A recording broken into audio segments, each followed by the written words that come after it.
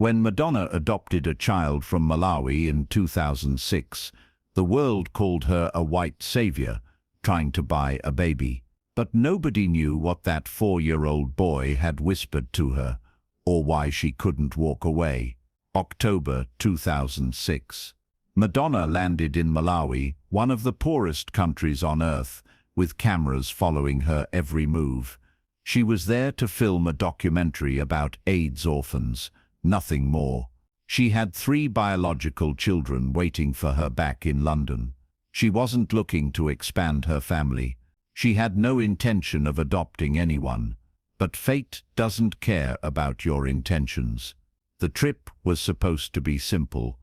Visit a few orphanages, raise awareness, write a check, and go home. Madonna had done this kind of charitable work before.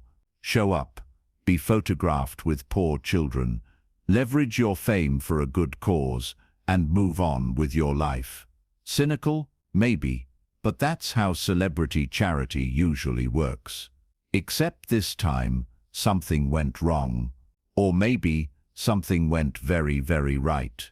Madonna's team had scheduled visits to 3 orphanages over 2 days. The first one was called Home of Hope, located in a rural village about an hour outside Lilongwe, Malawi's capital. The facility housed 47 children, most of them AIDS orphans whose parents had died from the disease that was ravaging the country. When Madonna's convoy pulled up, NIS-3 SUVs, security guards, camera crew, publicists, and assistants, the children were lined up outside waiting. They'd been told a famous American was coming to visit, though most of them had no idea who Madonna was. They didn't have televisions, they didn't have electricity, they barely had food. Madonna stepped out of the vehicle wearing designer jeans and a simple white shirt, her hair pulled back, trying to look approachable despite the circus of people surrounding her. She smiled and waved at the children, who stared back with a mixture of curiosity and confusion. The orphanage director, a tired-looking woman named Grace Tembo, greeted Madonna warmly. "Thank you for coming," Grace said. "The children are very excited." Madonna nodded, already feeling the weight of the cameras on her back, the artificiality of the whole situation pressing down on her. She'd done this dance before. Smile, look concerned, ask appropriate questions, take photos, leave. But then she noticed him, a small boy, maybe 4 years old, standing at the end of the line of children. He wasn't looking at Madonna like the others were, with shy curiosity or nervous excitement. He was just staring at her with the most intense, knowing eyes she'd ever seen on a child. Dark brown eyes that seemed to contain more wisdom than any 4-year-old should possess. "Who's that?" Madonna asked Grace, nodding toward the boy. "Oh, that's David," Grace replied. "David Banda, very quiet child. Lost both parents to AIDS when he was a baby." Madonna couldn't look away from him.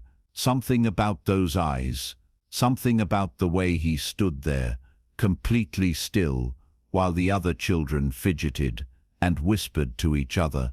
The tour of the orphanage began. Grace showed Madonna the sleeping quarters, rows of thin mattresses on concrete floors.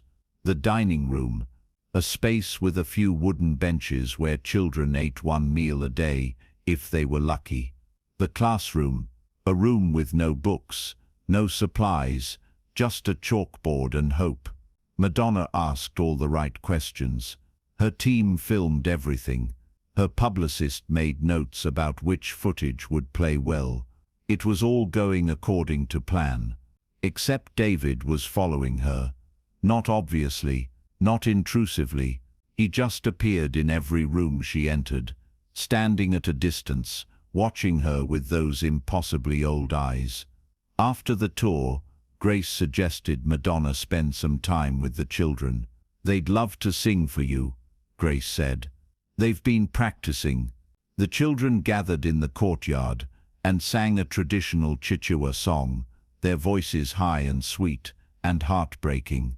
Madonna smiled and clapped, genuinely moved despite herself.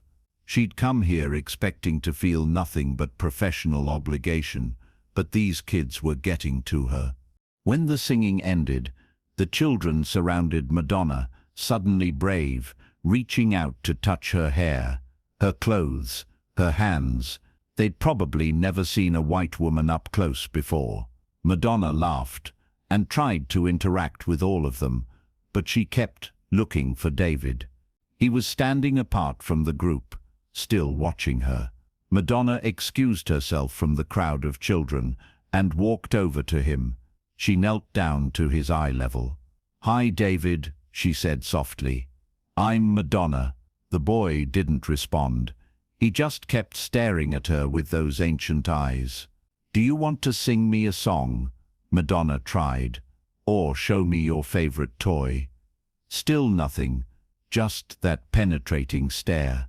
Madonna reached out and gently touched his hand. The moment her fingers made contact with his, something shifted in the air. She felt it. A jolt of recognition, of connection, of something she couldn't name but couldn't deny. David's small fingers wrapped around one of hers, and then he spoke, his voice so quiet Madonna almost didn't hear him. "Will you take me home?" 5 words. That's all it took. Madonna felt like she'd been punched in the chest. She couldn't breathe, couldn't think, couldn't do anything but stare at this tiny boy who was asking her the most impossible question in the world. Madonna started, but she didn't know how to finish. David's grip on her finger tightened. "Will you take me home?"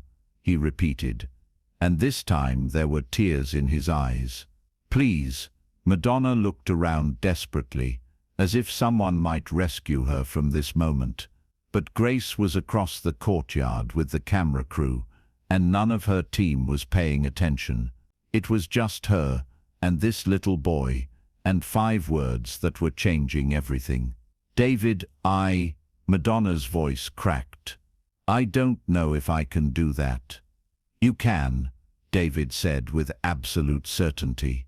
"You're supposed to." Madonna would later say that in that moment, she knew. She couldn't explain it, couldn't rationalize it, couldn't make it make sense to anyone, including herself.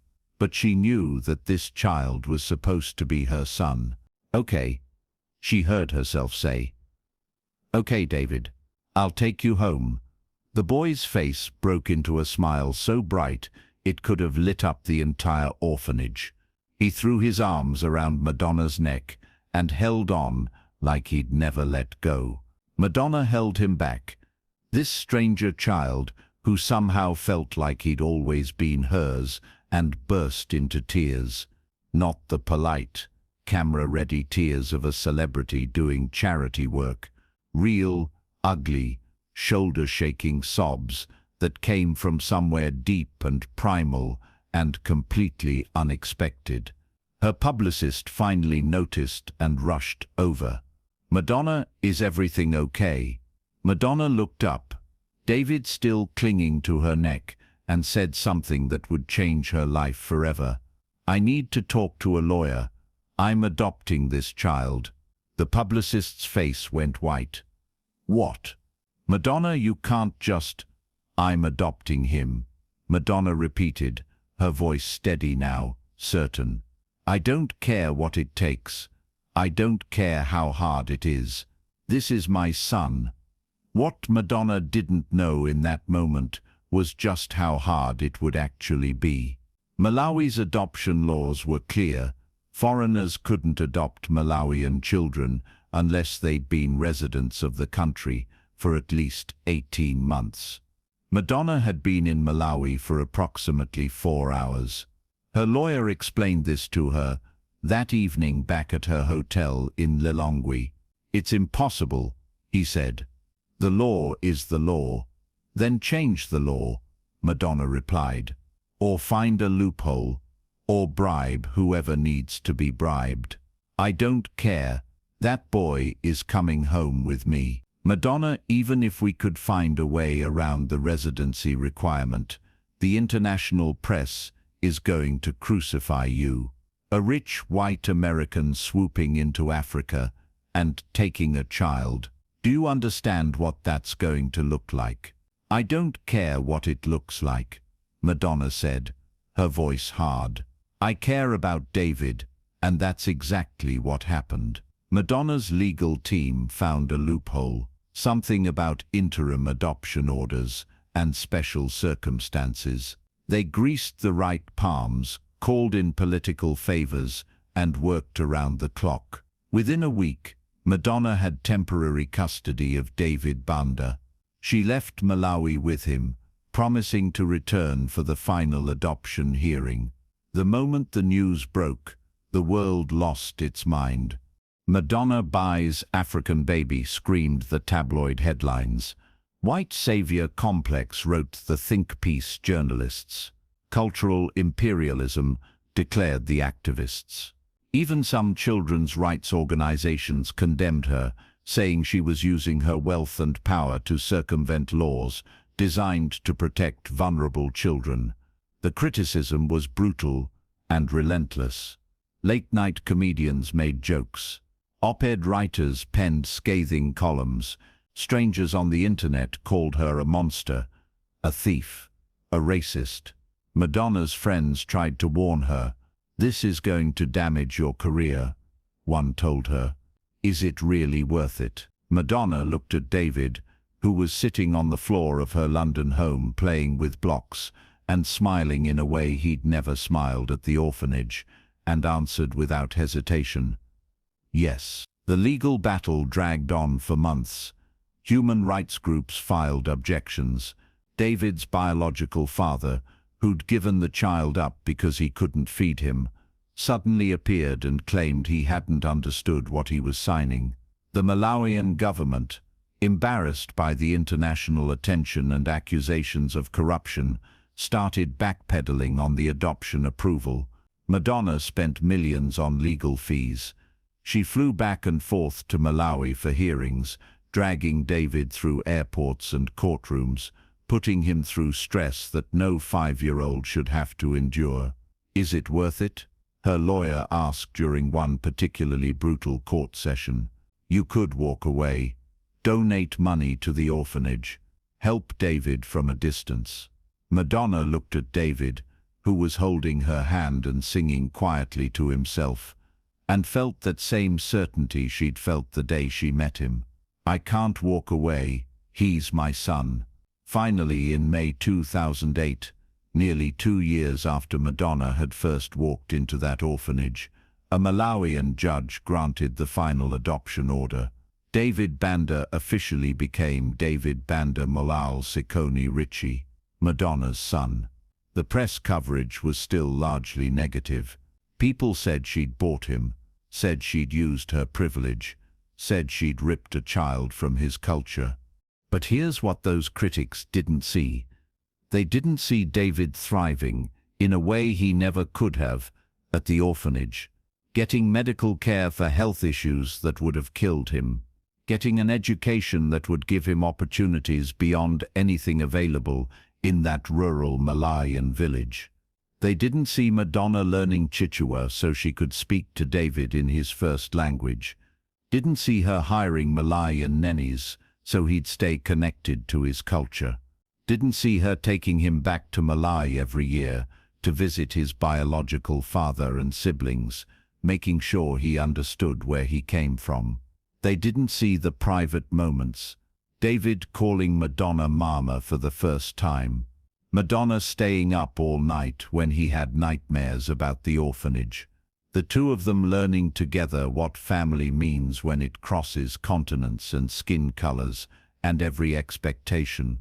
And they definitely didn't see the moment, years later, when Madonna asked teenage David if he ever resented her for adopting him, for pulling him out of his country, for making him the subject of so much controversy. David looked at his mother, and she was his mother, in every way that mattered, and said something that made everything worth it. You saved my life. But more than that, you gave me a life worth saving. Was Madonna a white savior? Was she exercising privilege? Was the adoption ethically complicated? Yes, yes, and absolutely yes. But was she also a woman who looked into a 4-year-old's eyes and saw her son, who fought through legal battles and public humiliation and endless criticism because she'd made a promise to a child, who loved a boy so fiercely that she'd endure anything to keep him safe? Yes to that too. The thing about Madonna's adoption of David is that it's not a simple story with a clear moral. It's messy and complicated and raises uncomfortable questions about race, power, privilege, and what it means to help versus what it means to harm. But at the center of all that complexity is one undeniable truth. A 4-year-old boy in an orphanage asked a stranger to take him home, and she did, against all odds, against all advice, against half the world telling her she was wrong. She did. And maybe that's not the whole story. Maybe it's not even the most important part of the story. But it's the part that matters to David. Today, David Banda is a talented soccer player and musician. He lives between London, New York, and Malawi. He speaks both English and Chichewa fluently. He knows his biological family and visits them regularly.